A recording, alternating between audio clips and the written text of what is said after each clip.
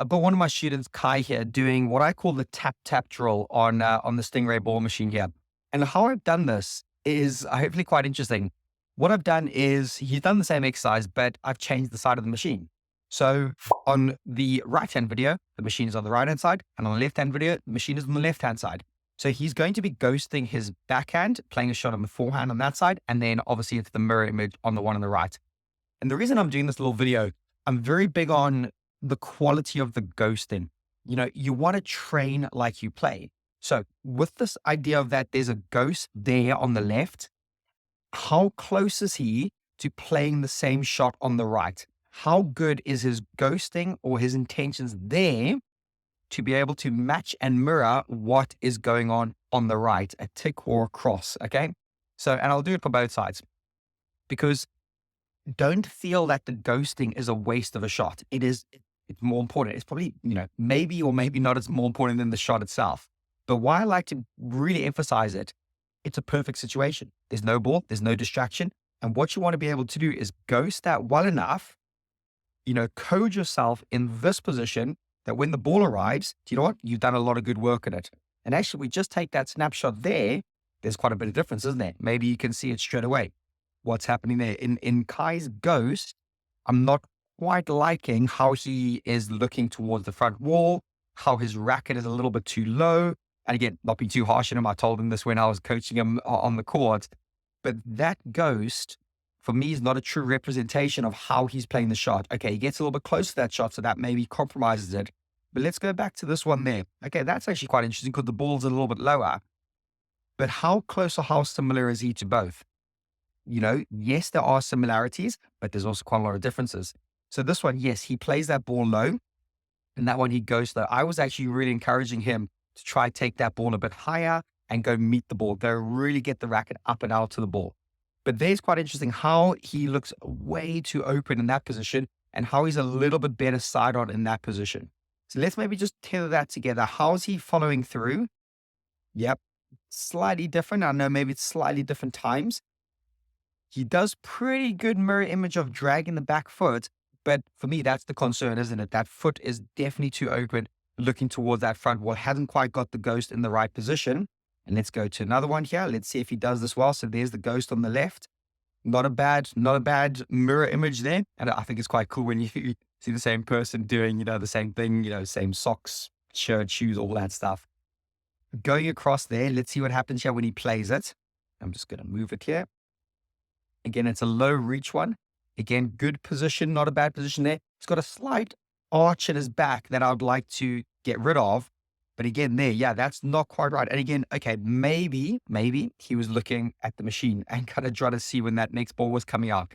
But for me, it's imperative we get the ghosting well. That head should be more side on, should be reaching a bit more. If we just look at his, where's it? There, like where he's swinging, there's no reach to that, is there? Like his arms coming over the top of his knee, but in the video on the right where he's actually hitting the ball, there's a good reach and a good extension. Let's look at one more this side and then I might swap it. Again, some nice similarities starting to happen there. He does better with that, but yeah, definitely too open, isn't it? There's a disconnect between the left image and the right image. Let me try and get it at the right point. So there's the contact points. I'm just going to untether that. There's roughly the contact point there.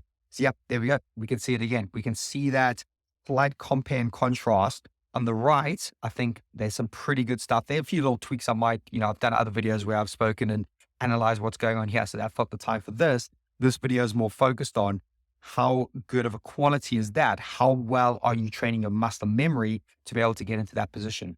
So if we were to do it again, I'm going to be like, right, listen, Kai, we've got to get you close. We've got to imagine you're playing in the match. You've got to, get yourself there because when that ball arrives, you want to be in an optimal position. Okay. And again, just to reinforce this, again, it's a little bit too open. If he's looking at the front wall, not quite in that side on position. Okay. So let's do the other side now. So if he is now ghosting on the forehand, so there's the ghost on the forehand. And here's the shot on the forehand. Actually, I might go back a little bit. Actually, I'm going to go quite a bit further back. I'm going to untether because I don't have as much time on that right one. Let me just go back to around about there. Okay, so here is the ghost there. Then let me just go back a little bit more so we get a bit of space for this.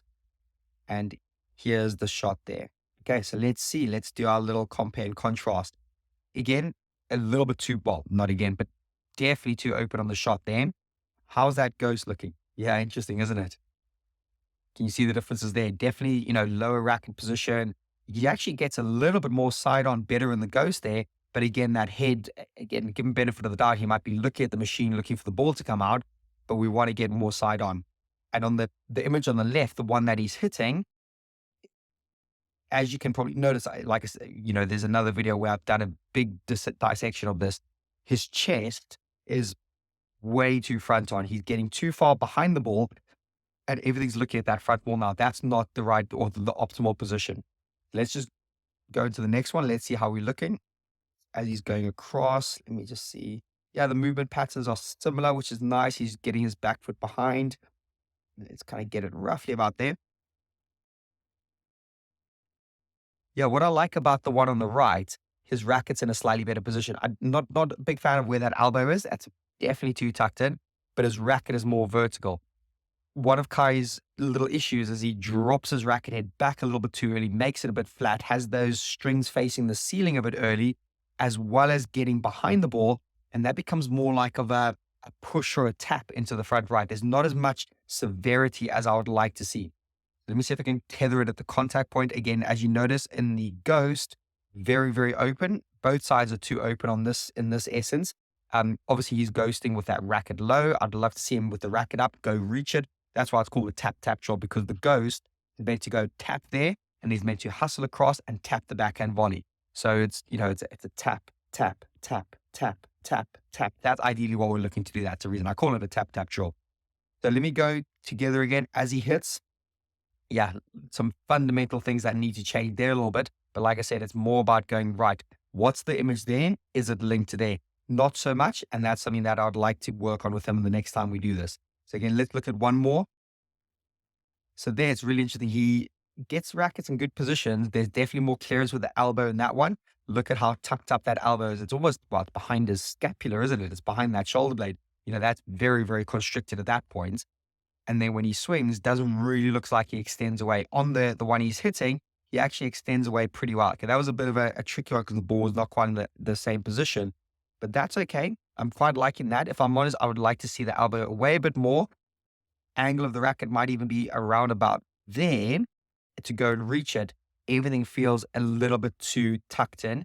And if we just go to the image on his right, yeah, definitely look at that. Look at that elbow. Look at how it's behind his body. Everything's just a little bit back there rather than getting it out, expanding his wings, reaching for the ball. Looks quite passive and almost negative there, just going in like under the ball and just chipping it up. Again, Kai, let's get that. Let's get up over there. Let's go be positive, be assertive, go take that ball. We just go forward a little bit. Yeah. And again, I know he's a bit close to the ball there, but very, very tucked in elbow. So yes, hopefully you're seeing a few little things here. And again, the main point about this video is the ghosting. Are you ghosting? Are you replicating? Are you not being distracted by the ball, but getting the right position, right racket, head, angle of your body, where you're facing, all these little nuances. Use ghosting as a technical thing. Don't use it as just, it's just a fitness thing and I have to move and get out the way and all of this stuff. And our coach has asked me to do this. It's a pain. No, if you can see it and frame it up mentally as something that you're going, yeah, I want to replicate it. I want to get it exactly right. That for me makes a big difference because you know what? Pairs in the match, train the way you want to play. And the more you can do that, I think you'll close that gap between the training environment and your competition environment. So listen, thanks for watching. And as always, please do share and subscribe to the channel. Loving what, the comments and what everyone's asking for. Check the link in the description. You've got your free swing audit. Want to help as many people as possible do this. And while you're at it, want to grab a copy of the Squash Playbook. Thanks very much, everyone. And I look forward to seeing you in the next video.